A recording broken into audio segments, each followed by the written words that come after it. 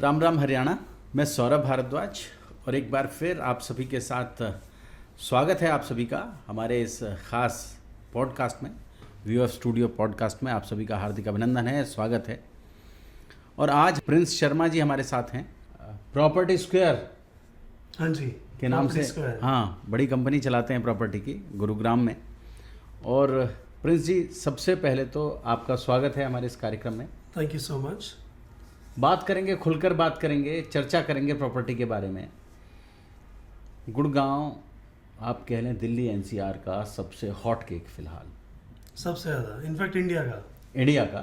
हाँ जी, इंडिया का सबसे ज़्यादा। और हल्ला हो गया, वो प्रॉपर्टी बिकी, देश में सबसे महंगी प्रॉपर्टी यहाँ बिकी 190 करोड़ की जी, कमेलियास का पेंट हाउस जी। तो क्या है, क्यों है गुड़गांव इतना वाइब्रेंट जो है गुड़गांव इतना एकदम उछाल मार रहा है? देखो, जिस तरह का लाइवलीहुड डीएलएफ गुड़गांव को प्रोवाइड करा है वो अराउंड द वर्ल्ड, अगर आप कहीं यूएस जाओ, यूके जाओ, वो गुड़गांव एक्चुअली डीएलएफ ने कमेलियास में किया है, they have bought all the unicorns together. Unicorn बोले तो अगर 100 यूनिकॉर्न हुए हैं तो 100 में से 90 यूनिकॉर्न कमेलियास में रहते हैं, जिन लोगों को फंडिंग मिली है, जिन्होंने नए स्टार्टअप करे हैं। तो आप एक ऐसा एटमॉस्फेयर क्रिएट कर रहे हो जो आपको सिर्फ रहने के लिए जगह नहीं दे रहा, बट आपको एक बिजनेस करने के लिए एक ऐसा प्लेटफॉर्म प्रोवाइड कर रहा है कि अगर मेरे को आपसे कोई बिजनेस करना है तो I don't have to look for you are already in my premises. So this is why. And Gurgaon रईसों का मोहल्ला बन गया जी। दूसरी बात, गुड़गांव में फॉर्च्यून 500 कंपनीज में से कोई ऐसी कंपनी नहीं है जो एग्जिस्ट नहीं करती।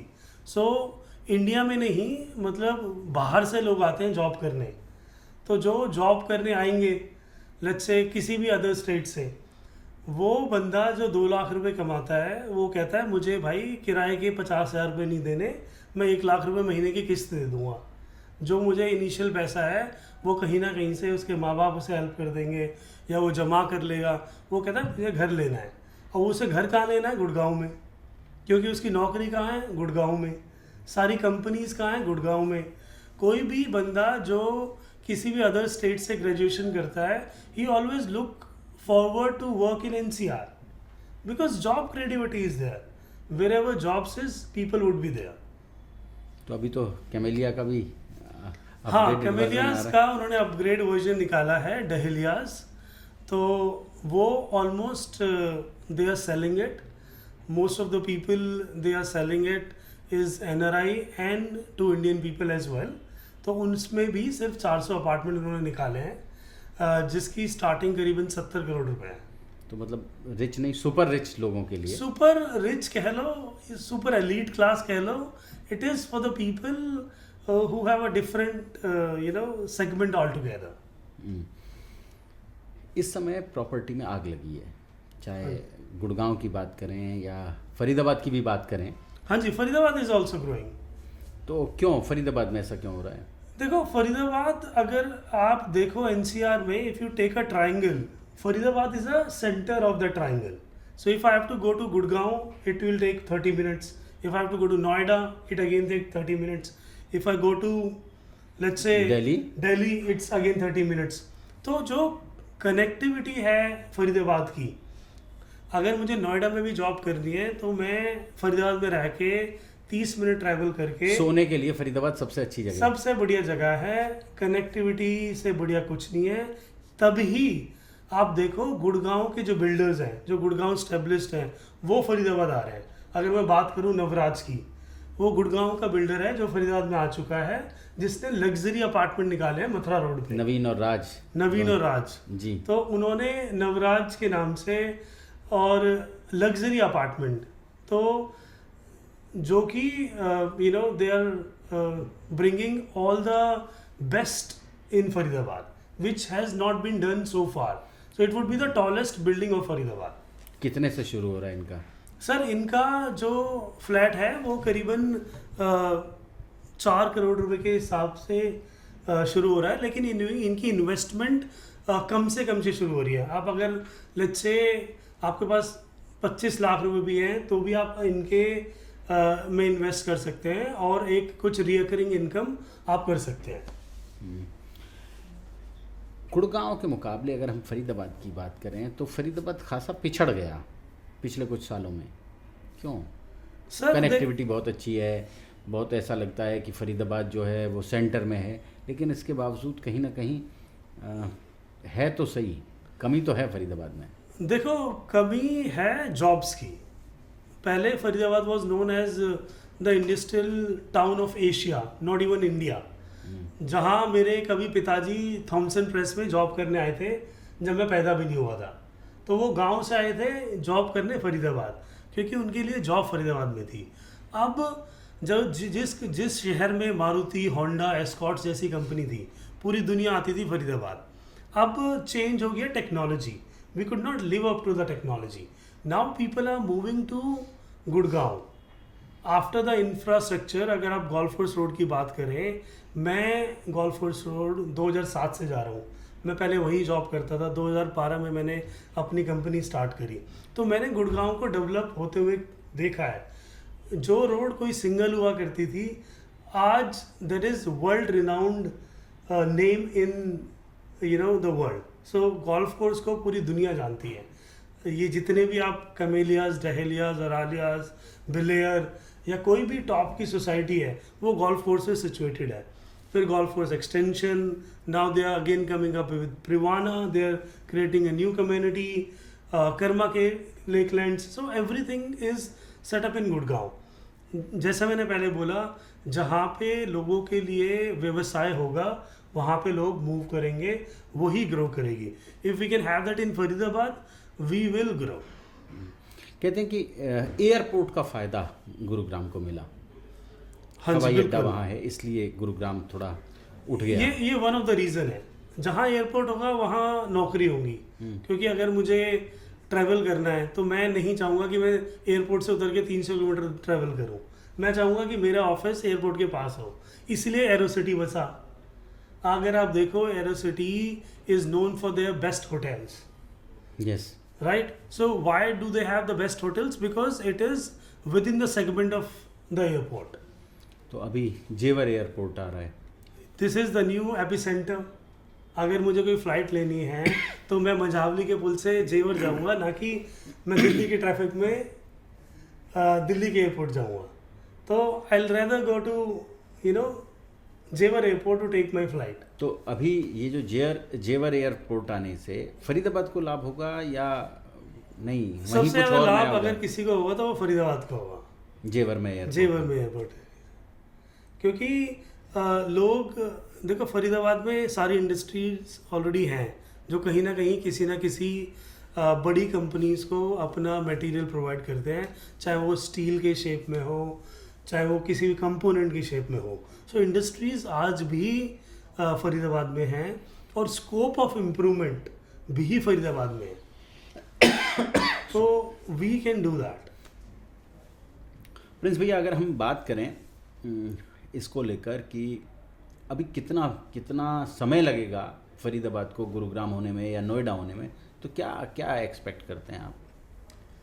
सर देखो, हम कभी कंपैरिजन नहीं कर सकते, because this is not an apple to apple comparison. But I can assure you that coming time is for Faridabad, because from 2020 to 2024 अगर आप कोई भी प्रॉपर्टी उठाओ, they have doubled. Now we are at the era wherein improvement will only happen where there is a scope. So scope is Faridabad now. So if I have to invest, I will invest in Faridabad, because हमारे पास एक area है जो कि आप नहर पार या greater Faridabad बोल सकते हो, which is connected to Noida, and we have a lot of things which we can do, and lot of bigger project like Omex is coming, Bhutani is coming. तो जो बाकी सारे बिल्डर्स हैं, Navraj has also coming, so जितने भी बाकी बड़े builders हैं, they are focusing on Faridabad because they know this is gonna be the new epicentre. लोग कहते हैं वर्ल्ड स्ट्रीट इतना महंगा होता चला जा रहा है, इतना महंगा होता चला जा रहा है, मतलब जिसकी कोई सीमा नहीं है। तो क्या लगता है, कोई कोई बुलबुला है जो टूट जाएगा या वास्तव में और आगे बढ़ेगा ये? सर महंगाई तो देखो कभी कमी हुई नहीं है लाइफ में। आप मुझे एक ऐसी जगह बता दो जो आपने कहा मैंने 10 साल पहले इतने की ली थी, आज कम होगी, वो कभी होता नहीं। ये बुलबुले देखो रियल एस्टेट में नहीं होते, बुलबुले होते हैं किसी और चीज़ में। ज़मीन तो ऐसी चीज़ है जिसको आप बढ़ा नहीं सकते। तो आज भी वही लोग अमीर हैं जो ज़मींदार हैं, जिनके पास ज़मीन है। वो कहते हैं कि ज़मीन माँ की तरह होती है, तो वो कभी छोड़ती नहीं है। So it is with you, that's a reason why people say that you should by your own land. At least कुछ नहीं होगा, आपके पास छत होगी, सो इट इज़ मस्ट। तो नहीं, बिल्कुल बुलबुला नहीं है। इनफैक्ट उसके रेट और बढ़ेंगे। फरीदाबाद को एक नाम मिला है वर्ल्ड स्ट्रीट की वजह से, लोग आज जानते हैं। कोई भी आए तो बोलता है भाई मैं वर्ल्ड स्ट्रीट गया था, मैंने वर्ल्ड स्ट्रीट देखा है। At least there is a place, रिश्तेदारों को दिखाने ले जाते हैं, आप कोई घर में रिश्तेदारों को रिश्तेदार आता दिखाने है के तो लिए चलो। रहते हो। हाँ। एक जगह है, यू नो, आपने एक स्ट्रीट क्रिएट कर दी, आउटिंग के लिए चलना है तो चलो वर्ल्ड स्ट्रीट होके आते हैं। हाँ आजकल बड़े बड़े कॉन्सर्ट भी होने लगे हैं फरीदाबाद में, जो पहले नहीं होते थे। तो यही I think the new era is for Faridabad. अभी ये जो पुल बहुत लंबे समय से लंबित चल रहा है, मंझावली पुल जी, और अभी पीछे मंत्री हैं हरियाणा सरकार में राजेश नागर, हाँ जी। वो भी कह रहे थे कि 26 जनवरी के आसपास हम इसको खोल देंगे, चालू कर देंगे, कनेक्टिविटी दे देंगे। तो क्या लगता है इसके बाद कुछ और इम्प्रूवमेंट आएगा? सर देखो बिल्कुल इम्प्रूवमेंट आएगा। अगर मैं बात करूं, मुझे अगर जीके जाना है तो मैं कहता हूं मेरा घर अगर सूरजकुंड में है तो मेरे लिए बेस्ट है, ठीक है। मुझे गुड़गांव जाना है तो मैं कहता हूं भाई फरीदाबाद के किसी भी मिडिल सेक्टर में मैं घर लेता हूं। ऐसे ही जो लोग अपना व्यवसाय नोएडा में कर रहे हैं या फिर उसके आसपास कर रहे हैं या परी चौक पे कर रहे हैं, तो उन्हें 10 मिनट की कम्युनिकेशन में सब कुछ मिल रहा है। मुझे 10 मिनट ट्रैवल करने में किसी भी बिजनेसमैन को या किसी भी नौकरी पेशा बंदे को कोई दिक्कत है ही नहीं, ठीक है। प्लस आप फरीदाबाद में उस जगह रह रहे हो जिसमें सबसे बड़ा हॉस्पिटल वहाँ पे है, अम्मा हॉस्पिटल। कितने सारे हॉस्पिटल हैं यहाँ पर, एकॉर्ड जो कि 400 बेडेड हॉस्पिटल है, ठीक है। ऐसा कोई हॉस्पिटल नहीं है जो उस कम्युनिटी में ना हो। आपको क्या चाहिए? Schools, Shiv Nadar, DPS. आप मुझे टॉप का स्कूल बताओ जो फरीदाबाद की उस जगह में नहीं है। और आपको इन सब के बदले क्या पे करना पड़ रहा है? Peanuts as compare to Noida and Gurgaon.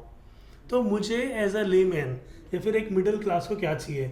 अच्छी हॉस्पिटैलिटी, अच्छा हॉस्पिटल है आपके पास, अच्छा एजुकेशन, अच्छे स्कूल्स हैं, अच्छी रोड्स वो है, अच्छी कनेक्टिविटी वो है। So you have everything in Faridabad which has taken place during this last 4 or 5 years। तो मतलब ये कि फरीदाबाद सोने के लिहाज से बहुत अच्छा। आप अगर यहाँ रहना चाहते हैं, बच्चों को पढ़ाना चाहते हैं, इलाज कराना चाहते हैं, काम धंधा करने के लिए आप नोएडा चले जाएं, गुरुग्राम चले जाएं। मैं तो कह रहा हूँ आप काम धंधा भी फरीदाबाद में क्रिएट करो। You be a businessman. There are a lot of people. I can give you example who देखो फरीदाबाद के लोग are very world renowned. It's just they could not get that amenities. Now we have those amenities. पहले connectivity इतनी अच्छी नहीं थी, पहले इतने अच्छे स्कूल्स नहीं थे। ये सारा काम पिछले 5-10 सालों में हुआ है। अब देखना आप गुड़गांव की तरह ही फरीदाबाद ग्रो करेगा। मैं ये नहीं कहूँगा कि गुड़गांव के बराबर आ जाएगा, but we will grow more than the pace we were growing. आने वाला समय फरीदाबाद का आने वाला समय फरीदाबाद का है। अगर आपको कहीं इन्वेस्ट करनी है तो मैं कहूँगा Faridabad is the best place to invest. Good. Prince भैया, हमारे साथ बातचीत करने के लिए, हमें समय देने के लिए आपका बहुत बहुत धन्यवाद। नहीं, मुझे बहुत अच्छा लगा आपसे, धन्यवाद, थैंक यू सो मच। तो जोड़ेंगे आपको ऐसी ही और महत्वपूर्ण चर्चाओं के साथ। बहुत बहुत धन्यवाद।